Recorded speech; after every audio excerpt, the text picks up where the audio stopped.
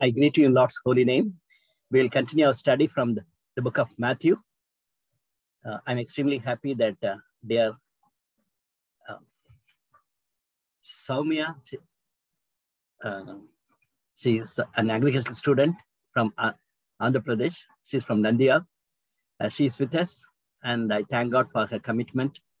And now she'll be leading us in prayer. Soumya. Yes, Uncle, praise the God.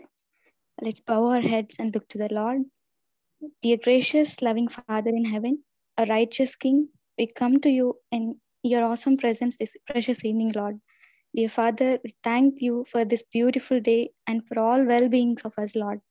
Thank you, Lord, for your holy word that guides and comforts us at all the times. Lord, as we enter into today's Bible study, we ask you to prepare our hearts so that we may receive your gracious words, Lord.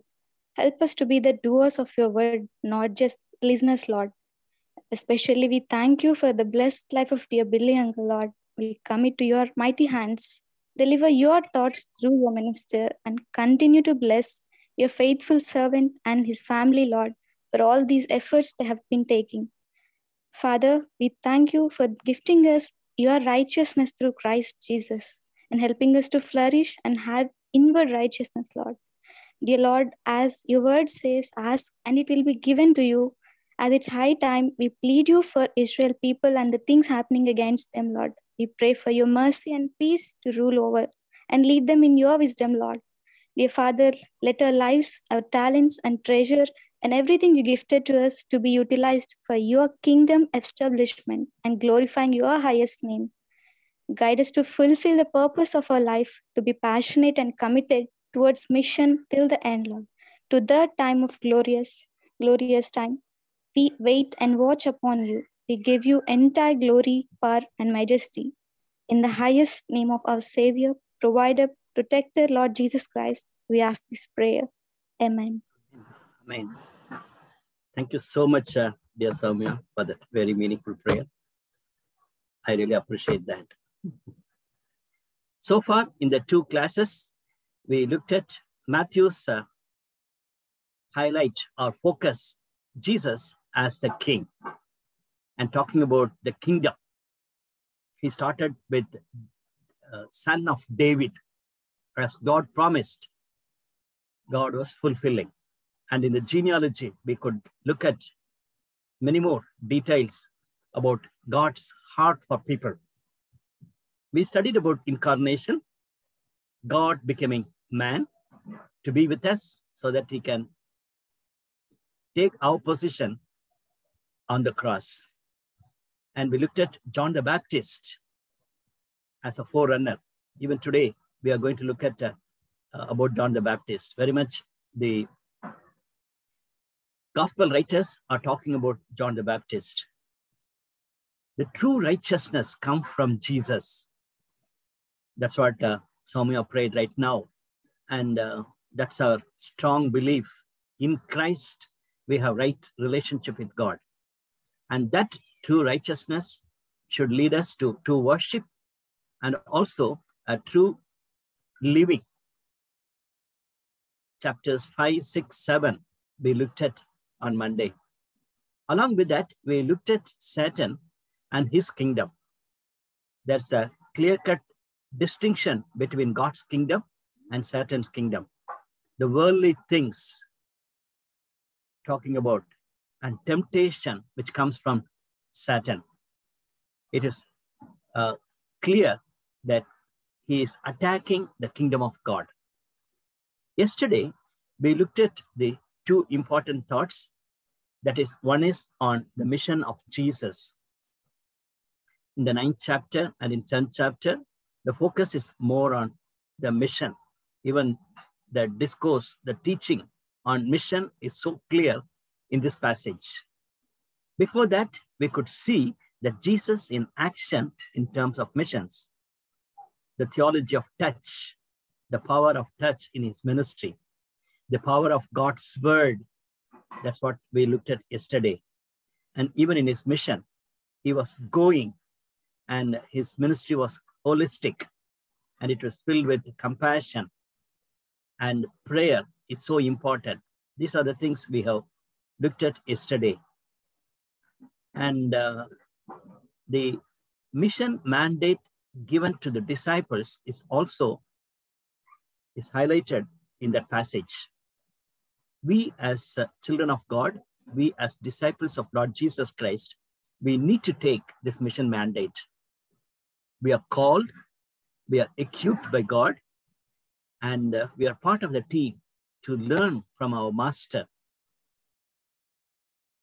to talk about persecution, about the extension of God's kingdom.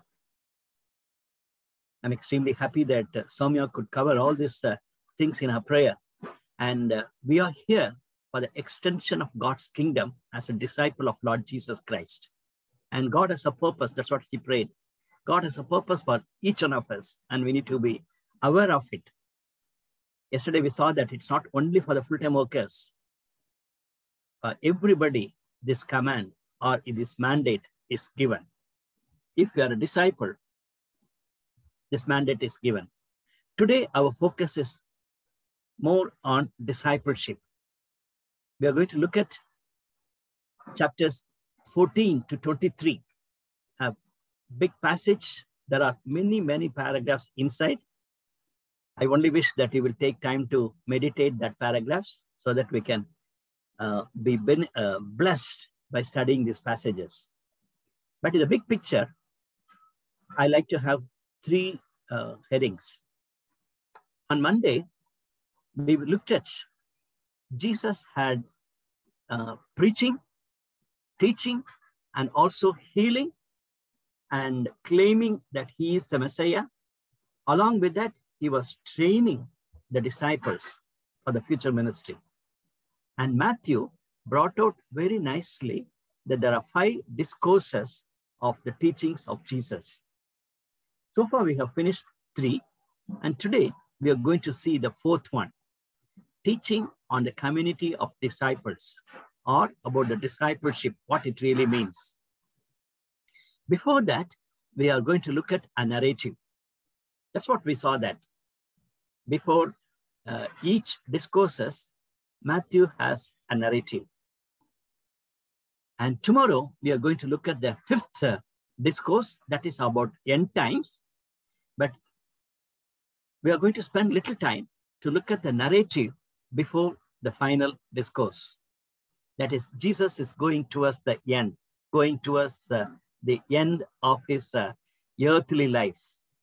It is not worldly life. I think by mistake I told on Monday, it's an earthly life. Jesus was here on the earth for a purpose, and the end times are highlighted. And disciples were asking about one more end time. What will happen to the temple? What will happen? That's what they were asking. Towards that, there was a narrative that we are going to look at. So we are going to look at many chapters, but in a big picture, have this idea. Before the 4th discourse on discipleship, Jesus had a narrative that he withdrew from Galilee. It's a highlight. And before the 5th narrative, he's going towards Jerusalem. And he had many confrontations at Jerusalem. That's what we are going to look at. So the main message is on discipleship. Along with that, we are going to have some sub-points going to be highlighted today. One of the main sub-point is family. Discipleship is part of the community. When you think of discipleship, it's not that I'm a believer, I love the Lord, I live for Christ, praise the Lord, and I'm least bothered about my family. I'm least bothered about my church. I'm least bothered about my society. That's not the way. We have to grow as a community of disciples. That's the main message we are going to look at now. Part of it, family. In 19th chapter, we are going to look at some of the passages on family. It is not that Jesus is teaching about family. In fact, as he was talking about the kingdom of God, the message of family is coming out. So let's hear God's word. That is chapter 19, verses 10 onwards. I'm very happy that dear Sangeeta from Mysore EGF. She is reading the passage for us. Matthew chapter 19, verse 10 to 22. His disciples said to him, "If such is the case of the man with his wife, it is better not to marry." But he said to them, "All cannot accept this saying, but only those to whom it has been given. For there are eunuchs who were born thus from their mother's womb, and there are eunuchs who were made eunuchs by men, and there are eunuchs who have made themselves eunuchs for the kingdom of heaven's sake. He who is able to accept it, let him accept it." Then little children were brought to him that he might put his hands on them and pray. But the disciples rebuked them. But Jesus said, "Let the little children come to me, and do not forbid them, for of such is the kingdom of heaven." And he laid his hands on them, and he departed from there. Now behold, one came and said to him, "Good teacher, what good thing shall I do that I may have eternal life?" He said to him, "Why do you call me good? No one is good but one, that is God. But if you want to enter into life, keep the commandments." He said to him, "Which ones?" Jesus said, "You shall not murder, you shall not commit adultery, you shall not steal, you shall not bear false witness. Honor your father and your mother, and you shall love your neighbor as yourself." The young man said to him, "All these things I have kept from my youth. What do I still lack?" Jesus said to him, "If you want to be perfect, go, sell what you have and give to the poor, and you will have treasure in heaven. And come, follow me." But when the young man heard that saying, he went away sorrowful, for he had great possessions. Thank you, Uncle. Thank you so much, Sangeeta, for that wonderful reading. I really appreciate that. 14th chapter onwards, we are going to look at this evening. It's a continuation from 13th chapter. In the end of 13th chapter, after Jesus is talking about the kingdom of God with various parables, in 53, we read like this. When Jesus had finished these parables, he moved on from there. Coming to his hometown, he began teaching the people in the synagogue, and they were amazed. But he was not accepted in Nazareth, and he was rejected. And he was leaving from Nazareth without doing much. So we need to understand some of the principles here. As Jesus said, the prophet is not accepted in the hometown. We need to have a clear-cut understanding. See, when you're thinking of discipleship, there will be some rejection that we have to understand. And there was a proverb, it seems, a prophet is not acceptable in his own country, nor is a physician able to cure those who are well known to him. So the comparison is a little different. You are a physician, and sometimes if your relatives are coming, if your own family members are coming, you are not ready to help them. Especially if you are a surgeon, naturally, you may not be happy.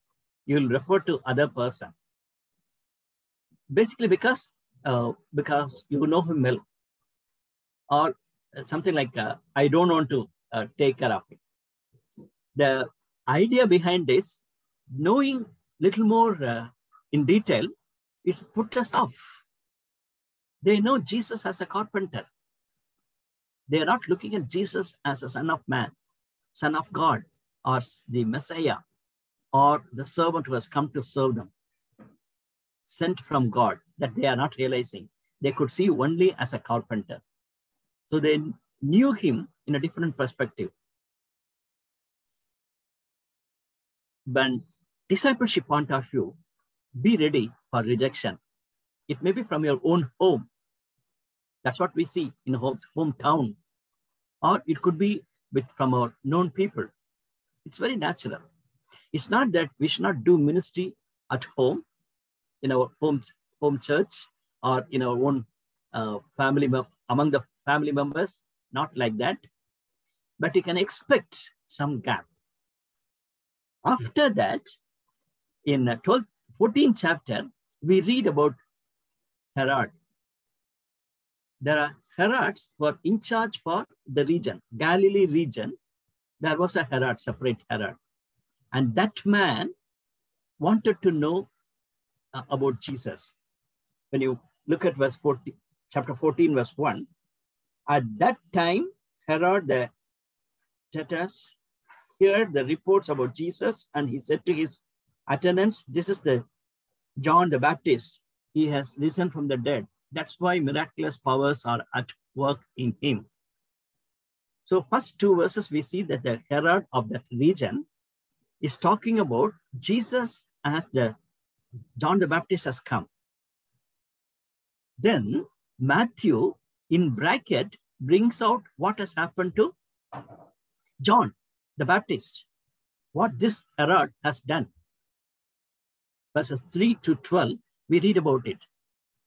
And verse 13, when Jesus heard what had happened, he withdrew by boat privately to a solitary place. So verse 13 is a continuation from verse 2. You can clearly see that. It's a continuation from verse 2. So he was withdrawing from Herod, and he's going to some other place. It's not that Jesus was running away. It's not that Jesus is afraid of Herod. Keep that in mind. The idea is, before the time comes, Jesus does not want to do anything. That's a very powerful message we read in the Gospels. Sometimes people wanted to kill him, and he withdrew from them. He escaped from them. These are some of the words the Gospel writers are mentioning.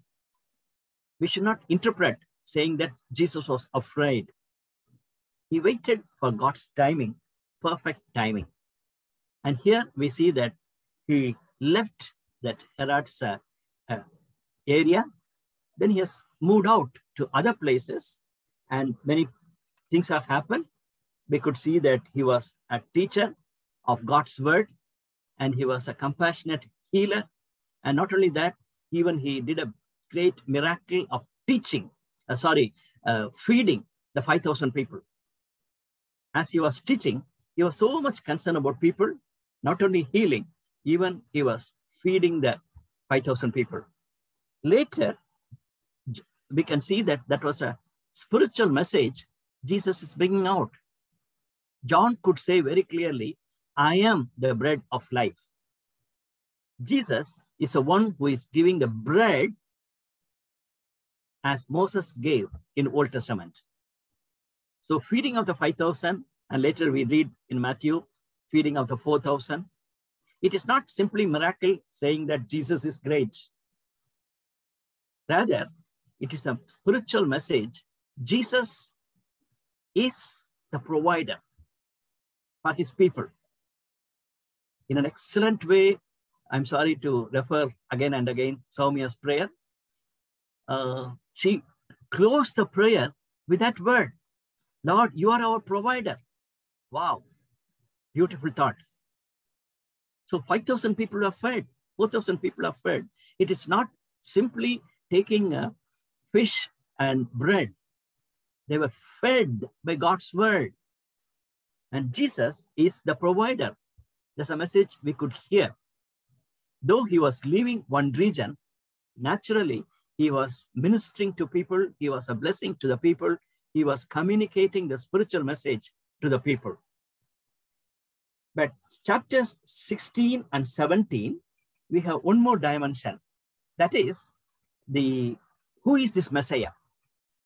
People are interested to know, but even disciples were finding it difficult. There was an inadequacy among the disciples of their understanding of Messiah. That's a big challenge Jesus had. He wanted to reveal himself in every way so that the disciples could know him. But even otherwise, they were not in a position to know him personally. So another thought for this evening, when you think of discipleship, when you think of the disciple of Lord Jesus Christ, how much we know him, how much we appreciate him as a Messiah. It is very much possible, like these disciples, we may have the inadequacies. But later we know that when the Spirit of the Lord came upon them, Acts 2nd chapter onwards, all these disciples were boldly testifying that this Jesus is the Messiah. Acts 17th chapter, we read about it. This Jesus, whom we know, is the Messiah. But it took time for them to understand, especially when the Spirit of the Lord came upon them. Even today, as we are part of this Bible study fellowship, remember that only the Holy Spirit can reveal. Otherwise, we know many things about him.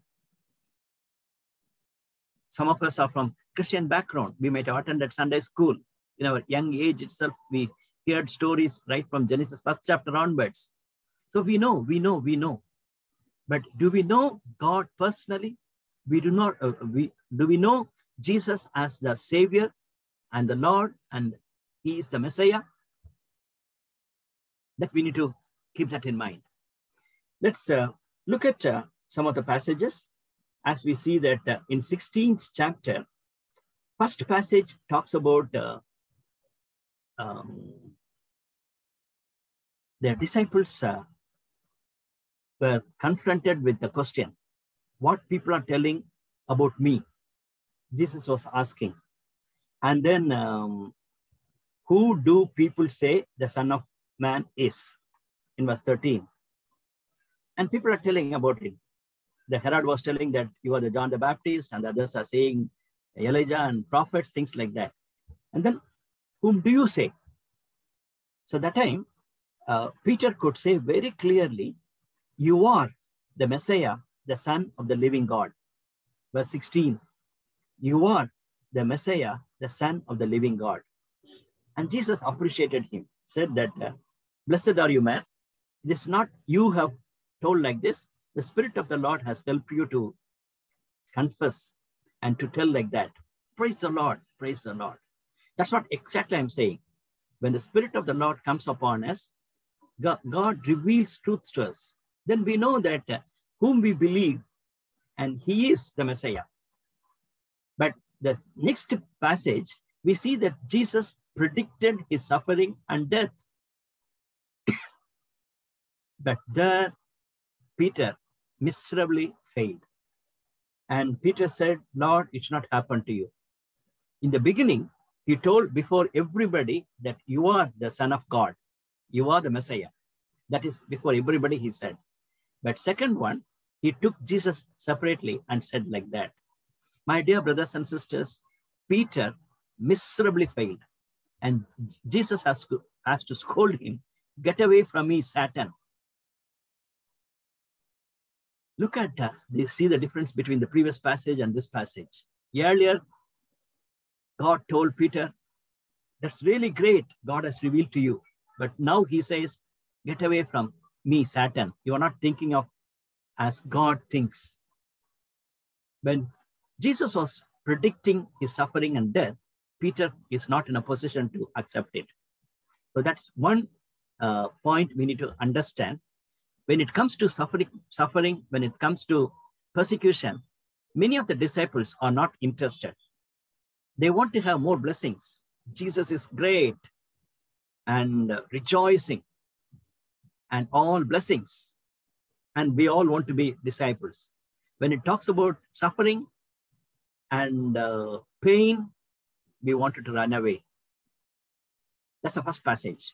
Second passage, in 17th chapter, we know about this story that Jesus, instead of going alone to the mountain and transfigured, he took disciples, Peter, James, and John. Kindly note down, that's what I'm talking right from the beginning. The discipleship is in the community. Jesus wanted to communicate the message to the community of the disciples. He took John as his loving disciple. He took Peter, John, and James in the closer circle. And he took these 12 disciples as apostles. And there were 70 disciples. And there were women who were part of the 70 disciples. So there were people. And in many, many ways, he wanted to communicate the truth that Jesus is Messiah to the people. And to these three people had a great privilege of knowing Jesus as a transfigured person. He was talking with Moses and Elijah. Moses represents the law, Elijah represents the prophet, and Jesus is a fulfillment of law and prophet. And Peter foolishly saying that, let's be here. Then God has to say that this is my son, in whom I am pleased. As they are coming down, Jesus said to them very clearly, verse 9, as they were coming down the mountain, Jesus instructed them, do not tell anyone what you have seen until the Son of Man has been raised from the dead. Clearly, he's communicating to his disciples that I am going to die and I will be risen. Then you can talk about it. So immediately they were not writing anything about it, but later we know that John could say that what we saw, we can say. Peter could say like that. What all they have seen and experienced in Jesus, they could boldly say that. Even Peter in his epistle writes about this transfiguration experience. He had a great experience of being with the other two disciples when Jesus was transfigured. My dear brothers and sisters, you may have many, many experiences like that, spiritual experiences like that. But down the line, it is possible that we may miss it. Check your spiritual life. I'm sure that all of you are disciples of Lord Jesus Christ. Along with you, let me check my life. When you look back, Jesus had a tremendous ways in which he revealed himself to me and to us. And in the community of God's people, we have learned many things. But now, what is my spiritual condition? Am I growing in my spiritual growth, in my spiritual lifestyle? Think of it. Then we can see that they were miserably failing, and Jesus has to again predict about his death. So in that context, we are going to look at 18th chapter. I want to take little time because it's a very important, because Jesus' fourth teaching or discourse he's giving to his disciples. It is on disciples of God's community. 18th chapter verse 1. At that time, the disciples came to Jesus and asked, who then is the greatest in the kingdom of heaven? The greatest. That's a big question in the world. Who is very successful? Who is the number one? In the church, even if it is a small group, they want to show that who is great. So no wonder, even in Jesus' time, the disciples had this idea. The people are thinking about it. And even they were thinking of kingdom of God. It's not only in the present day. Basically, they were interested in future kingdom. They thought Jesus has come as a Messiah. Somehow he will make it in such a way that he will rule. The Roman Empire will go and he will rule. And we can be with him. And there, who will be the greatest? Even later part, we are going to read about John and James' mother coming and asking Jesus, Lord, when you are making such a big kingdom, I want two of my sons to be with you. One should be in the right hand and another one in the left hand. It's something like that. John's mother, she's a very spiritual lady. She thought Jesus will become the prime minister. And one of my sons could be the finance minister and another person could be the home minister. Very close with the prime minister. Like that, she was thinking. But Jesus has to communicate to them, especially to her. What you're thinking is very, very wrong. Even to the disciples, it is a hard teaching Jesus has to give. My dear brothers and sisters, I know that most of you are young. As you are growing in your discipleship, this challenge will be with you. I want to become great. I want to show that I am powerful. and everybody should follow me. That greatness comes from my position, my designations, my power, my degrees, how people call me, all sorts of things. But Jesus took a different perspective. He called a little child to him and placed the child among them. And he said, truly, I tell you, unless you change and become like these little children. And other versions say that convert. That remembers John 3rd chapter. Jesus is talking to Nicodemus. You have to become child, then only you can enter into God's kingdom. But here, the word change is used in NIV. That's a lighter word. But remember, when you talk about discipleship, when you're thinking of greatness and all, first of all, you should be converted.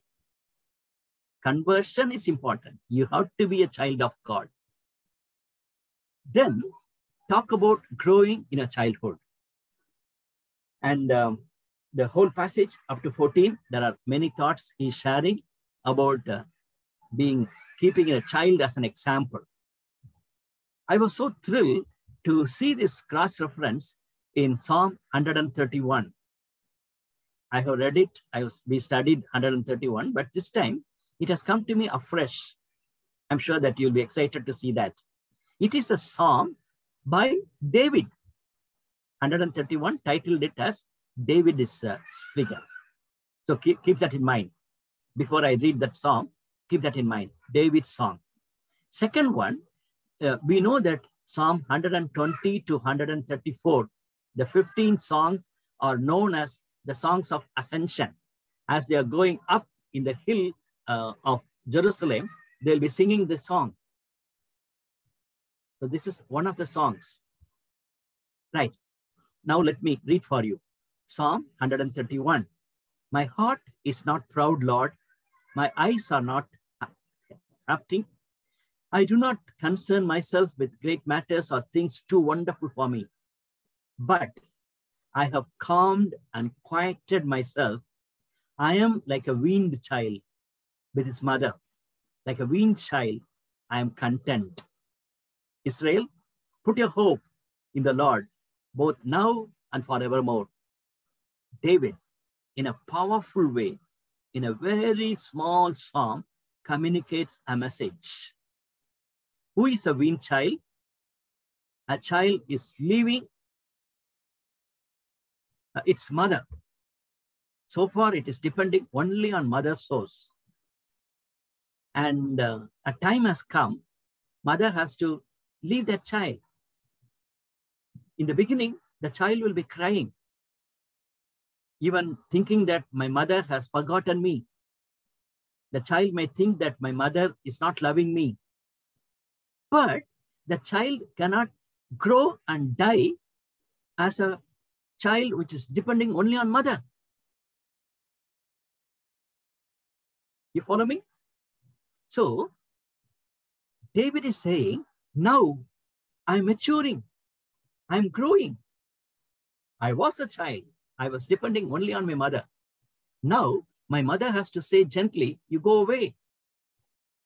With the right attitude, my mother loves me and sends me out. Now I have to grow. But when you look at first verse, we see that as a weaned child, I am content. Lord, I'm very much content with you. As a weaned child, I am not very proud. I'm very humble. I don't want to think too much. Who says? King David says. That's what I'm saying. King David says. If so, how much we need to think of greatness in our humility. My dear brothers and sisters, humility, we talk much about it. In many, many Bible studies, we talked about it. Humility is not that showing ourselves very humble. No, not at all. Humility is not that we are not thinking of ourselves. That's a real humility. When you say that I am somebody, when you say that I am not really great, but somehow I'm okay, you are in trouble. And normally people will say that Many of us are proud with our humility. So that means we are thinking of too much of ourselves. I want to show myself as a very humble man. Then I'm thinking of myself. That is not humility. So Jesus has to powerfully communicate about a weaned child. It is growing in maturity, but it's continuing to be humble. Then he really communicates, don't be like childish, but childlike. Some of us are childish. Just behind our mothers we are going. And we are grown up, but still we do like that. It's very childish. But Jesus is not talking about childish, but childlike. Second thought, very powerful passage. You need to take time to study that. It is about if your brother or sister sins, go and point out their fault just between the two of you. Be transparent. Be truthful. Other person has sinned against you. Call him, call her, and speak it out. I'm hurt. Then, if he or she is not accepting it, Jesus gives the principles. 16. But if they are not risen, take one or two others along, so that every matter may be established by the testimony of two or three witnesses. That's a rule God has given to his people through Moses. With 2 or 3 witnesses, you have to prove. Even tomorrow we are going to look at that. When they got Jesus, the high priest was looking for 2 or 3 witnesses so that they can decide that Jesus should be crucified. But they couldn't get such witnesses. So that is very common that people are looking for obeying the Moses law, finding for 2 or 3 witnesses. But Jesus here is putting in a positive sense, be transparent and also be truthful. According to God's word, you do it. Even if they're not accepting it, take it to the church, the fellowship, and leave them. After that, verses 18 onwards, very lovely passage. Take time to meditate. Matthew 18 to 20. I'll read for you because I have to share with you other things. I don't want to skip this passage. At the same time, I may not be in a position to share more points from this 3 verses. Matthew 18. Truly I tell you, whatever you bind on earth will be bound in heaven, and whatever you loose on earth will be loosed in heaven. What a great message. Again, truly I tell you that if 2 of you on earth agree about anything they ask for it, it will be done for them by my Father in heaven. Verse 20, for where 2 or 3 gather in my name, there I am with them. Verse 20 is a very familiar verse. When 2 or 3 gathers, God is there. The presence of God is there. But there's a power and the promise is there very much in the community of discipleship. And in the community, when truthfulness is there, when the transparency is there, they can claim it. If you're not truthful with one another, if you cannot join with other brother or sister in one mind, finished. You cannot claim this promise. That's what it says. If you agree in oneness, definitely God's presence will be there, God's blessings will be there. Verse 21 onwards, there is one more thought very powerfully communicated. Then Peter came to Jesus and asked, Lord, how many times shall I forgive my brother or sister who sins against me? Up to 7 times? Moses' law says about forgiveness. And now another question. Shall I just leave it with 7 times? But Jesus said 70 times, 7 times, but 77 times. People interpret saying that it could be 77 or 7 into 7, 490 times. Many interpretations are given. No. It is not that without calculating how many times I can forgive, you have to forgive other brother and sister. My dear brothers and sisters, easy to preach on forgiveness. It's very difficult to forgive. Start with your home. Do you forgive your own brother and sister, your family members, your close friends, those who have sinned against you? Peter was asking about them only. Then think of your own ministry. Think of your church. People have did wrong against you. Are you ready to forgive? Or are you calculating 1, 2, 3? This much only I can forgive and then get lost. I cannot forgive you. Are you like that? The greatest example we can think of is Mrs. Gladys Stein. She said, the people who killed my wife and 2 sons, I'm forgiving them wholeheartedly. The whole world was talking about her forgiveness. My dear brothers and sisters, we may not be like the great lady, Gladys Stein, but in our own context, we are called to forgive. So when you think of the true discipleship, Jesus is teaching about humility, Jesus is teaching about truthfulness, and Jesus is teaching about forgiveness. All 3 are very much challenging. It's not easy. It's not easy. Let's go to 19th chapter. It is part of Jesus is leaving from Galilee. One more point I just want to share before we go into the last passage. This is on Christian family. As I said earlier, the passage is not saying exactly Jesus wanted to teach on Christian family. But rather, when you look at this passage, we can clearly see that a family is involved. So I'm excited. I'm so much burdened to take this passage seriously. My dear brothers and sisters, husband and wife relationship, it is so crucial. And Sangeeta was reading the passage for us. We saw in verse 10, the disciples said to him, who are these people? They are the disciples of Lord Jesus Christ, said to Jesus, if this is the situation between a husband and wife, it is better not to marry. My God, I can just take one verse and then meditate, and then I can give a big message. How dare the disciples can say like that?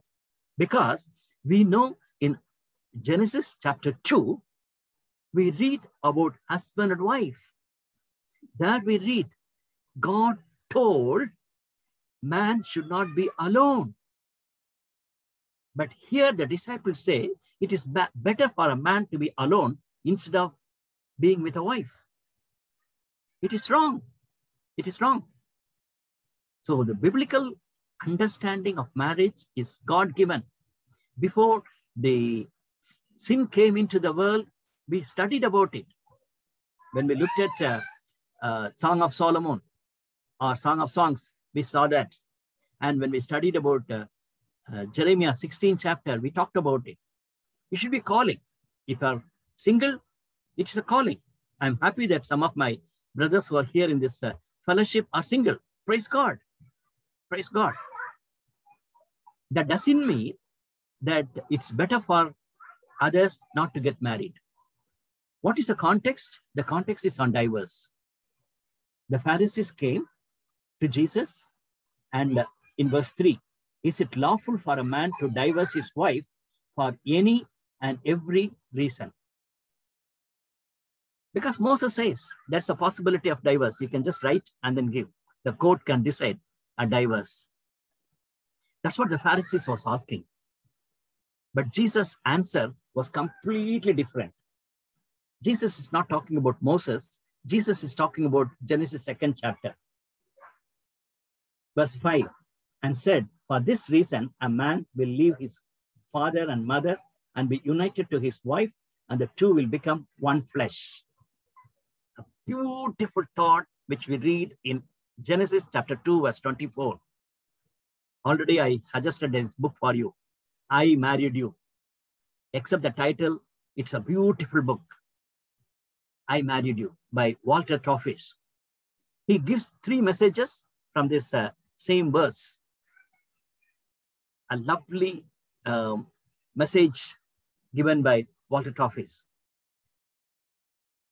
That is the glorious message God has given, but the Pharisees are talking about Moses' law about divorce. My dear brothers and sisters, I am very much burdened to talk about it. In these days, divorce are growing like anything. 30 years back, I think 30 years back, we were jokingly talking about it. In England, there was a divorce case.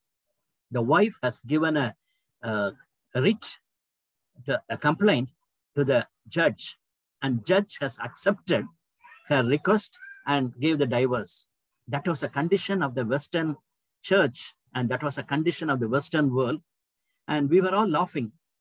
Do you know what is the complaint? She said, my husband is not well-mannered. First, he has his pants. After that, he's having his socks. You know that people, before they have the shoe, they have to put their socks. According to the manners, the husband should have the socks first.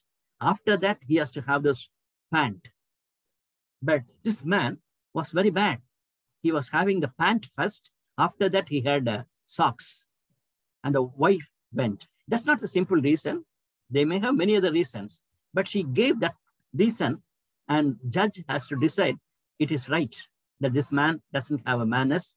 So better for him not to have husband-wife relationship. Divorce was given. We were laughing in 30 years back, but now, my dear brothers and sisters, in my own state, in my own country, we see that it is not Western country, Western culture. We see hopeless things are happening for mean reasons, very mean reasons. Who are these people? They are Christians. They are believers. They are part of the ministry. But divorce is very common, very common. And there Jesus is talking about it. It's not that husband and wife relationship is bad. It is so important. Think of Christ. Then interestingly, verse 13 onwards, we look at a different dimension. The disciples were very upset with children coming. Actually, people are bringing children to Jesus so that Jesus can bless them. Disciples were upset because he's a very busy man. And he has time for only for preaching and teaching and healing. Why children has to come? And Jesus has to scold them. Who? Not the parents. Jesus was scolding the disciples. My dear disciple of Lord Jesus Christ, how do you like children? I know that the children are the burden in the churches. So you send them to Sunday school. You don't want any children to be very near to you in the meeting hall because they are disturbance. But look at in a different perspective. It's not that whether they should be in the church or in Sunday school. But my point here is, how do you look at children? How they are going to learn about worship? How you are going to educate them to be part of a Christian community? When our former Prime Minister, Nehruji, is known as a man of children and flowers. He liked children and flowers. Children can call him as Uncle Nehru. Even 2 weeks back, as little boy, 7-year-old boy, was talking to our chief minister in Tamil Nadu because some money was sent by him for CM's fund. And there was a phone conversation. The little boy, 7-year-old boy, can say to the chief minister of Tamil Nadu, thank you, uncle. Thank you, uncle. None of us can say like that. But children has a grace. And chief minister has time, though he's extremely busy, to make a phone call to the child. But bishops, pastors, and people like us who are extremely busy, we don't have time for children.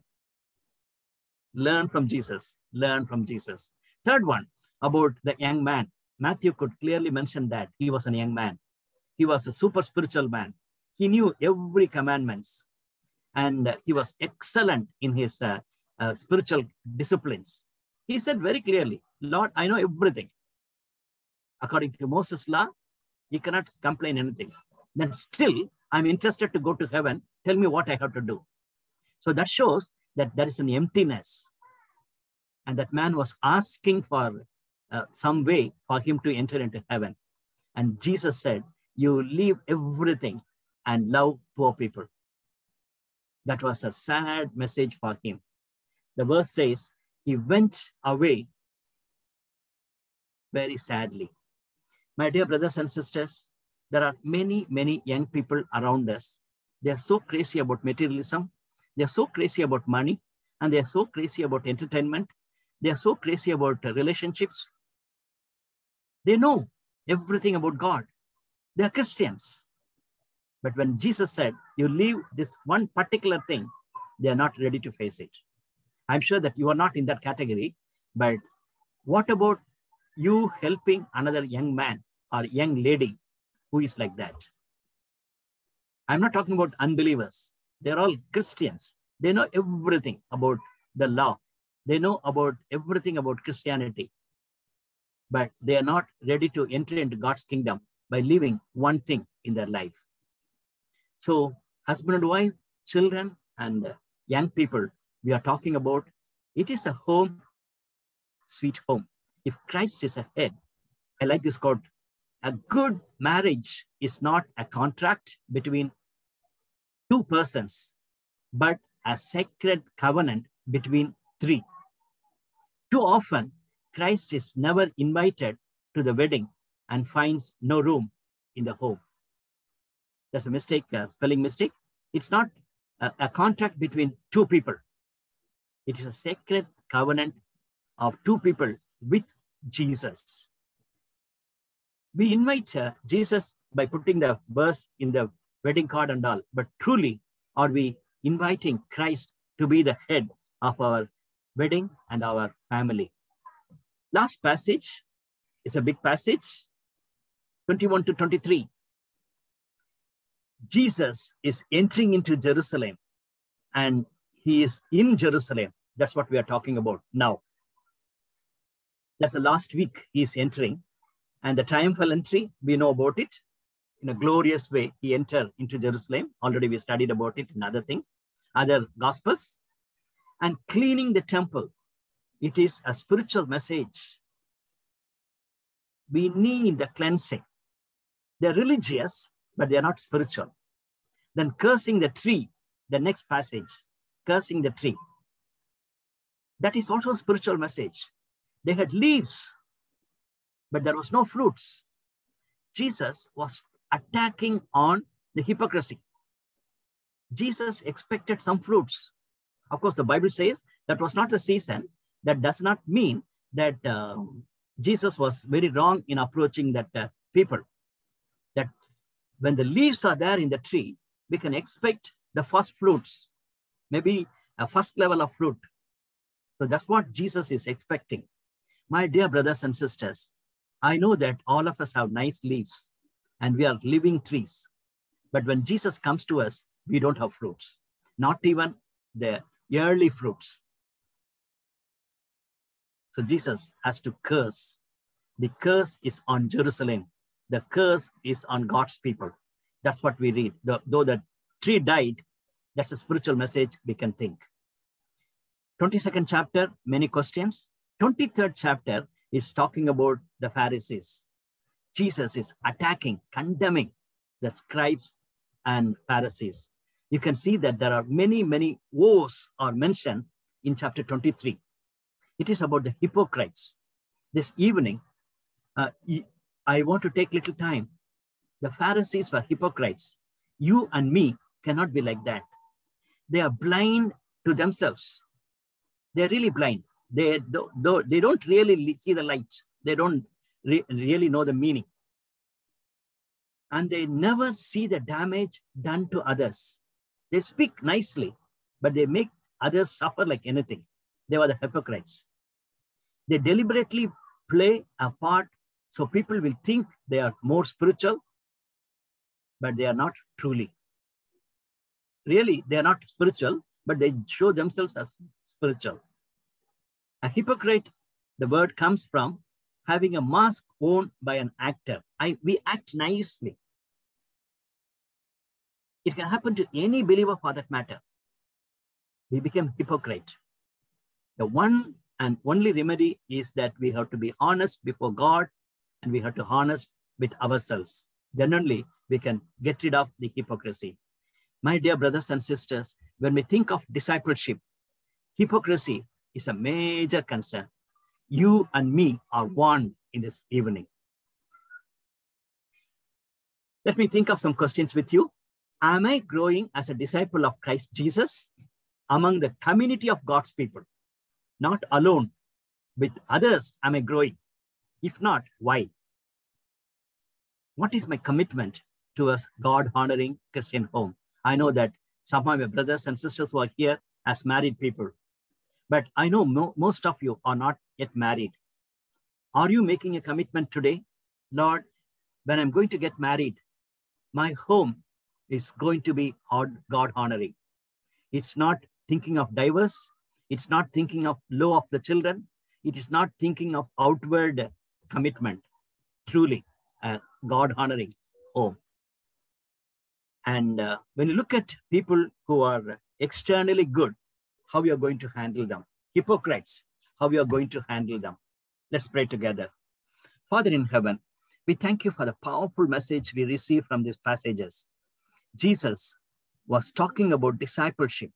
Jesus is telling about the characters of true discipleship. Jesus is attacking about the disciples who are known as Pharisees, but hypocrites. And even in this evening, as we study these passages, we are warned. Help me and help us to be careful that we lead a holy life which is pleasing to you in the community of God's people.